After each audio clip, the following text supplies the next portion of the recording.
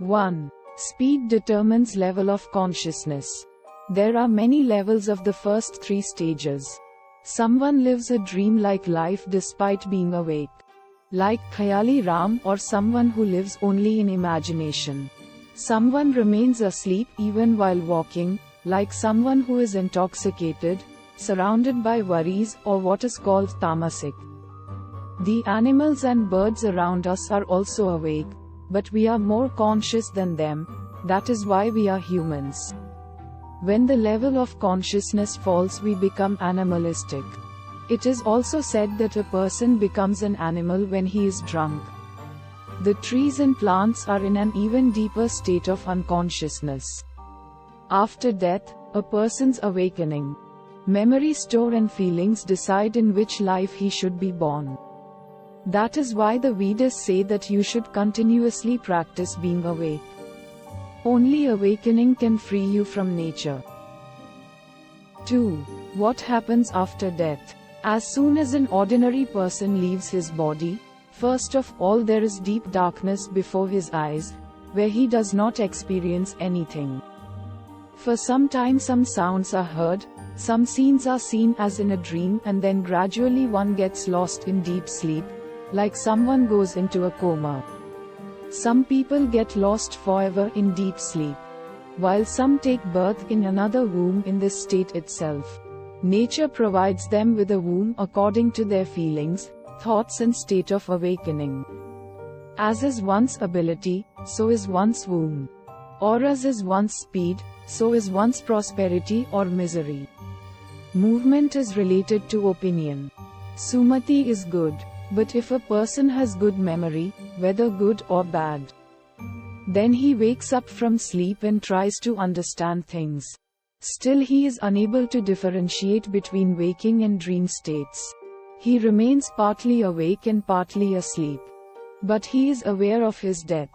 Such a person cannot take birth until his memories of this birth are destroyed. Some people are born as exceptions who have knowledge of their previous birth.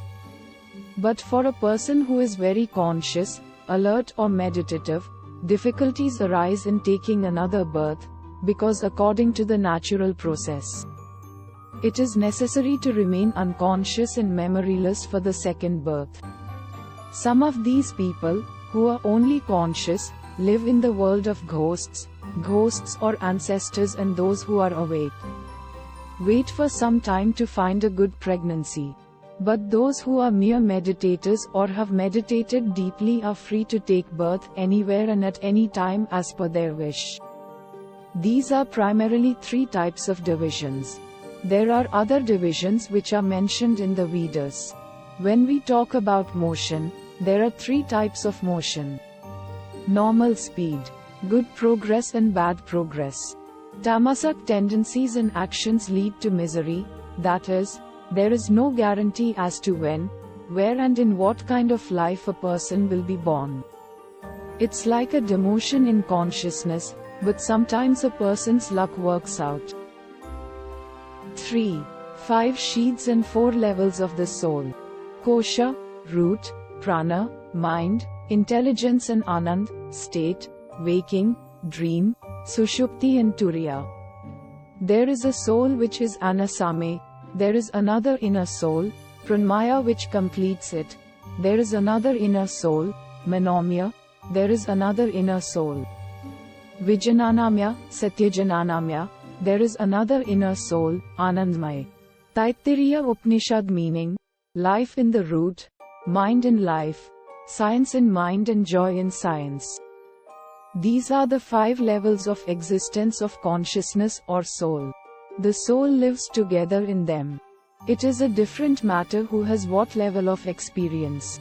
It can be said that these 5 levels are the covering of the soul. Any soul experiences any one of these 5 levels through its karmic efforts and remains attached to it. The highest level is blissful and the lowest level is inanimate. Whatever is visible is called inanimate, and our body is a part of the inanimate world. People who are living at the level of the body are called inanimate. Enjoyment and sexual intercourse are important in their life. It is the life force in the body that makes a person emotional, jealous, angry or sad. The mind is stable in life itself. Only the one who lives in the mind is Manomai. The mind is fickle. A person who likes adventure, imagination and entertainment is psychic. The store of knowledge, i.e. the level of intelligence, is located in the mind itself.